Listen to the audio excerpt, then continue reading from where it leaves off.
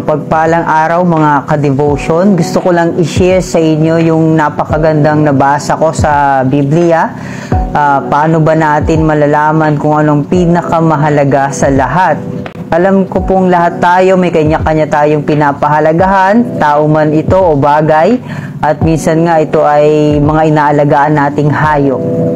Pero meron palang pinakamahalaga sa lahat ng ating pinapahalagahan.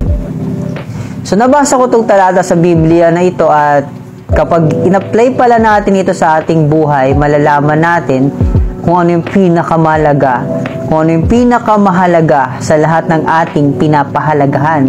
Ito po yung sinulat ni Pablo habang siya ay nasa loob ng kulungan. Pilipos, Kabanata 1, Talata 9. Idinadalangin ko sa Diyos na ang inyong pag-ibig ay patuloy na sumagana at masangkapan ng malinaw na kaalaman at pagkaunawa upang mapili ninyo ang pinakamahalaga sa lahat.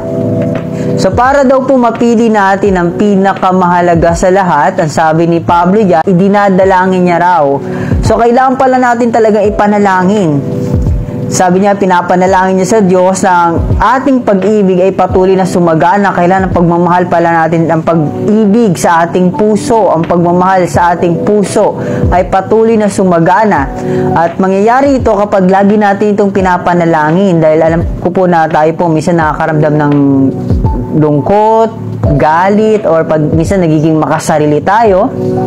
Pero ang sabi dyan, ang dapat pala nating ginagawa ay lagi nating ipinapanalangin ang ating puso. Ang una nating step, ang unang dapat na ginagawa natin ay lagi nating ipinapanalangin ang ating puso sa pag-ibig, sa pagmamahal.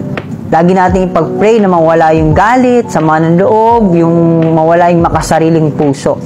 Para malaman natin kung anong pinakamahalaga sa lahat. At pangalawa, sabi niya rito, masangkapan ng malinaw na kaalaman at pagkaunawa. So, hindi pwede palang pag-ibig lang, hindi pwedeng puro pagmamahal, emosyon. Kailangan pala masangkapan din ito ng malinaw na kaalaman. Kailangan pala nagbabasa rin tayo ng mga aklat, nanonood ng mga movie na madadagdagan yung kaalaman natin. Kailangan pala humingi tayo sa Diyos ng karunungan, madagdagan pa yung kaalaman natin tungkol sa Diyos, tungkol sa buhay na to, kung paano mabuhay ng maayos.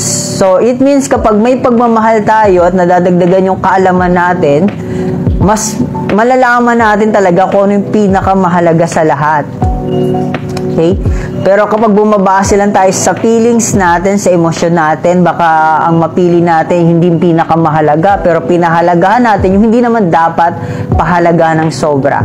Kaya sabi ni Pablo, kailangan may pag-ibig tayo at kailangan madagdagan din tayo ng malinaw na kaalaman, masangkapan ng malinaw na kaalaman at nauunawaan natin yung mga nangyayari talaga sa buhay natin, yung sitwasyon. Kailangan naunawaan natin ang kalooban ng Diyos, naunawaan natin ang ating kapwa, magulang natin, mga kapatid natin, mga taong nakapaligid sa atin, para mas mapili natin yung pinakamahalaga sa lahat. Okay? Una, dinadalangin niya raw sa Diyos na ang ating pag-ibig ay patuloy na sumagana. So, ganoon din po gawin natin. Ang unang step ay ipanalangin lagi ang ating puso na mapuno ng pagmamahal, mawala yung makasariling puso, mawala yung galit, sama ng loob. Pangalawa, kailangan nating masangkapan ng kaalaman, malinaw na kaalaman.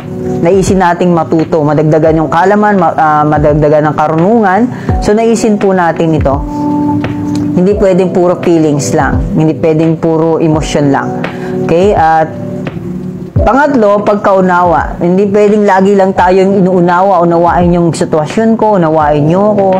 There are times wala talaga na kailangan mo silang unawain. Unawain natin ang ating kapwa. Unawain natin sila. Kailangan nating maunawaan ang Diyos. Kailangan nating maunawaan ang sitwasyon. Bakit ba talaga nangyayari ito? Bakit may ganito? Bakit? So, para mas mapili natin yung pinakamahalaga sa lahat. Diba? Napakaganda ng sinabi ni Pablo dyan.